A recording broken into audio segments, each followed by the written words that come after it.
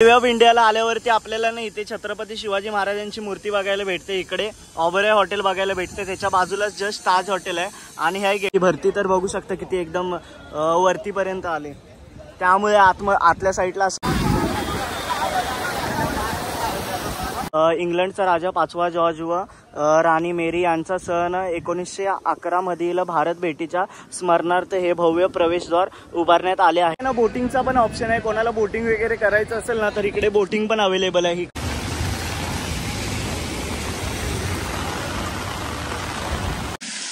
इकडे मस्त असा पाऊस वगैरे चालू झालाय आणि वाढल्यामुळे ना पोलिसांनी आता सगळ्यांना हाकलायला सुरुवात केली। नमस्कार मंडळी, मी रुद्र तुमचं स्वागत करतो आपल्या नवीन एका व्लॉग मध्ये।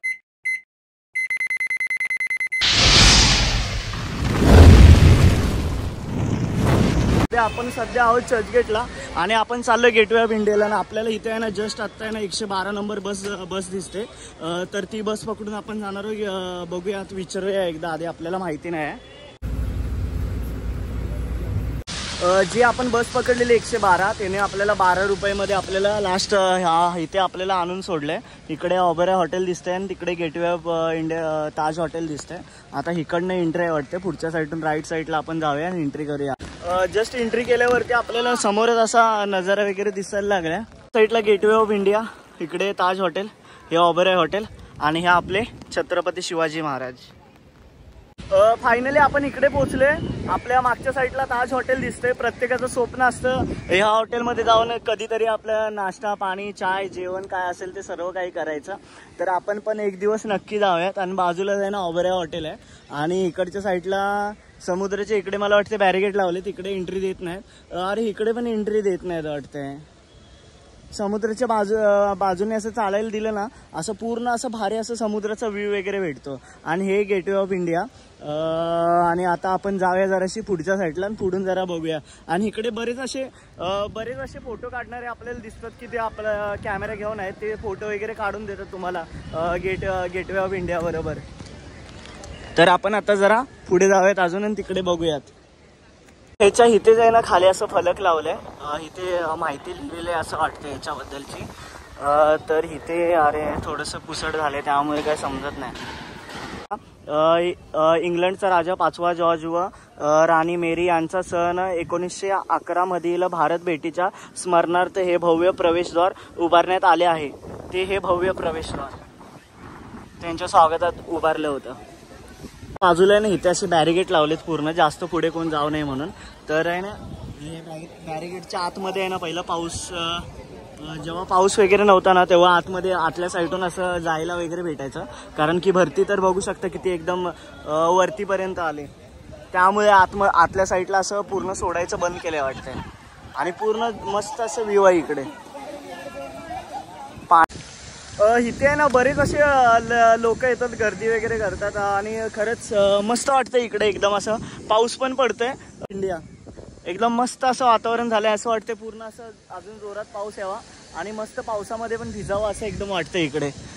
पूर्ण असं छान असं सुंदर असं वातावरण।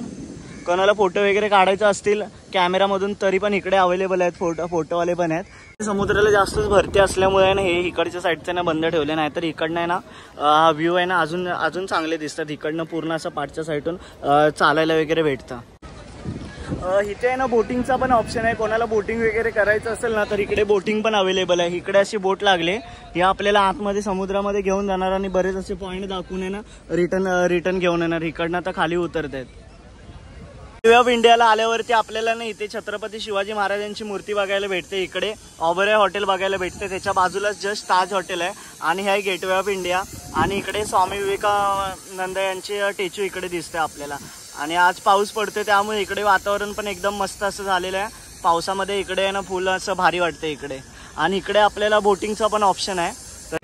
तर आता इथून इकडचं सगळं बघून झालंय, आता इकडनं आहे ना बाहेरच्या साईडला जाऊया आणि जरा पुढच्या साईडून समुद्र कसा दिसतोय ते बघूयात आता, कारण की इकडचं आता सगळं बघून वगैरे झालंय। इथे आता सगळे बाहेरच्या साईडला चालतायत ना, तसं चालत जरा पुढेपर्यंत जाऊया आणि तिकडनं कसा व्ह्यू दिसतोय ते बघण्यासाठी आता आपण आलो तसं परत बाहेर जावं लागेल। बाहेर आल्यावरती लेफ्ट साईडलाच आपल्याला बरेच असे खाण्यापिण्याचे असे स्टॉल पण दिसतात। तिथून बाहेर आल्याच्या नंतर ना व्ह्यू बघू शकता आपण आपल्या माझ्या मागे कसा दिसतो, एकदम भारी वाटतं इकडे. तर आहे ना पूर्ण जबरदस्त असा व्ह्यू आहे इकडे. आणि समुद्राचं पाणी तर एकदम पूर्ण एकदम भरती आले एकदम पाण्याला. आणि इकडे कट्ट्यावरती बघू शकता कसं पाणी वगैरे वरती चढते आणि छत्री पूर्ण हालते, पाऊस वगैरे पडते. आणि इथे बाजूलाच ताज हॉटेल आहे. इकडे मस्त असा पाऊस वगैरे चालू झालाय आणि पूर्ण खरंच जोरात पाऊस चालू झालाय. पूर्ण छत्री वगैरे हलते. आणि इकडचा परत एकदा आपण व्ह्यू बघू शकता. समुद्राला पूर्ण अशी भरती वगैरे आले आणि आतमध्ये बोटिंग वगैरे चालू आहे. म्हणजे आपण ताज हॉटेलच्या इथून आहे ना चालत पुढे जे ते हे दिसतंय ना तिकडे आपण चाललोय. तर तिथे एंट्री तर दिसत नाही, कोण दिसत नाही आपल्याला, तरी पण जाऊयात. काका चाललेत ना तिथे पूजा करत होती, नारळ वगैरे फोडला त्यांनी. तर विचारलं तर म्हणतायत की म्हणजे समुद्राची पूजा म्हणजे आपण इकडे राहतो ना त्यासाठी करतायत. आणि हा समुद्र इकडनं इकडेपर्यंत चालत आलं ना, इकडे असं पूर्ण वरतीपर्यंत असं पाणी येते आणि इकडनं बाहेर येते. आणि हे ते जागा दिसते ना, तर मी विचारलं तिकडे तर ते बोलले की प्रायव्हेट आहे, इकडे क्लबची जागा आहे ती. ती लाट आली ना आली, पाणी पूर्ण असं झप करणं पूर्ण असं बाहेर येते. आपण सध्या आहोत गेट ऑफ इंडियाला आणि आपल्या पाठीमागेच आहे ना ताज हॉटेल आपल्याला दिसतंय. तर प्रत्येकाचं स्वप्न असतं की ताज हॉटेलमध्ये जावं. तर आपण पण आहे ना एक दिवशी ताज हॉटेलमध्ये जाऊयात. ते पण कसं आपलं जर यूट्यूबचं पेमेंट वगैरे आलं ना पहिलं दुसरं तिसरं, तर आपण नक्की ताज हॉटेलमध्ये व्हिजिट करूया एकदा. म्हणजे एवढे जास्त येणार नाही की डायरेक्ट राहायला वगैरे जाऊ, काहीतरी आपण खाऊन वगैरे चाय वगैरे पिऊन येऊया. त्यासाठी तुम्हाला काय करायचं, आपल्या चॅनलला सबस्क्राईब करा यार आणि व्हिडिओ बघत जावा आपले. किती मस्त वाटते ना बाहेरून. आणि आपण खालून बघतोय आणि हे वरतून आपल्याला बघत असते फोटो वगैरे काढताना. इकडे आता फिरून झालंय तर आपण इथून आता स्टेशनसाठी ना चालत जाऊयात. चला आता इथून निघूया आपण. इकडे आपण सगळं बऱ्यापैकी असं बघून झालं. इकडे आता गर्दी वगैरे वाढायला लागले. तर इथून निघूया आणि आता आपण जाऊयात स्टेशन चर्चगेट. पूर्ण अशी मोठीवाली लाट आली आणि सगळे इकडे जे होते ना उभे ते सगळे भिजले. इकडे पाणी बघू शकता किती प्रमाणामध्ये आता रिटर्न चाललंय. ती वाढल्यामुळे ना पोलिसांनी आता सगळ्यांना हाकलायला सुरुवात केली. आता इथे पण एंट्री बंद केली. तिथून निघालो आता आपण चालत चाललोय. पण आजूबाजूला आपल्याला बरेच असे स्ट्रक्चर दिसतात एकदम जुनेवाले बांधलेले. तर इकडे बघू शकतात.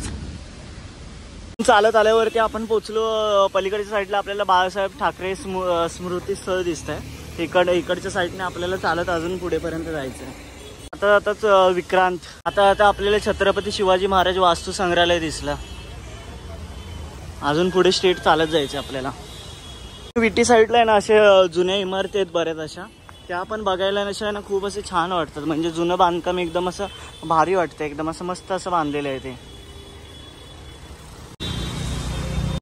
आपण चालत आहे ना काळा घोडा आर्ट फेस्टिवल भरतं ना तिथे पोहोचलोय. आणि इथे आता सध्या पूर्ण गाड्या पार्किंग झालेल्या आहेत. आणि जेव्हा फेस्टिवल असतं ना तेव्हा इकडे एक पण गाडी नसते. पूर्ण आतपर्यंत फेस्टिवल चालू असतं.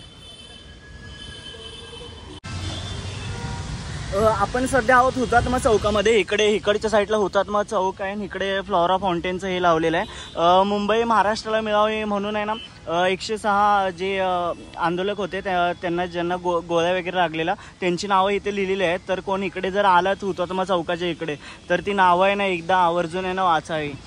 म्हणजे कसं भाषावार प्रांतरचना झालेली ना त्याच्यामध्ये मुंबई आपल्या महाराष्ट्राला मिळावी त्यासाठी 106 हुतात्म्यांनी बलिदान दिलेली त्यांची इकडे आहे ना पूर्ण नावं आहेत. आणि ह्याला आहे ना हुतात्मा चौक म्हणून ओळखलं जातं. इथे लिहिलेलं आहे संयुक्त महाराष्ट्र स्थापनेच्या लढ्यात 21 नोव्हेंबर 1965 रोजी व तदनंतर जे हुतात्मे झाले त्यांच्या स्मरणार्थ संयुक्त महाराष्ट्र समितीने हे स्मारक उभारले.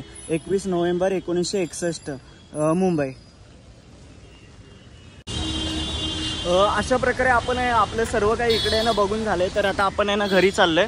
तर व्हिडिओ तुम्हाला जर आजचा आवडला असेल तर लाईक करा आणि कमेंट करून सांगा की आजचा व्हिडिओ कसा आहे. चला भेटू पुढे.